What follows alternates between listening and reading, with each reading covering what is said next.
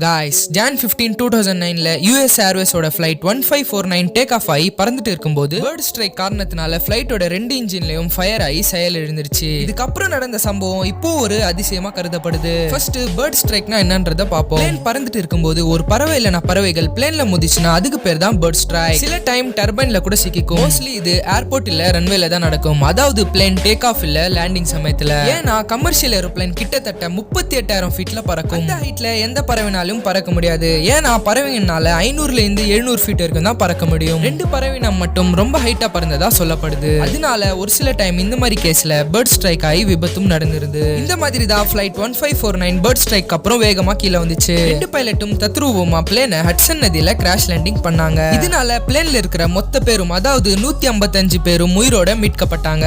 இந்த 2 பைலட்காக லைக் கண்டிப்பா பண்ணுங்க. இந்த வீடியோ இன்ஃபர்மேட்டிவா இருந்துச்சுன்னா சப்ஸ்கிரைப் பண்ணிடுங்க. கடைசியா தேங்க்ஸ் ஃபார் வாட்சிங்.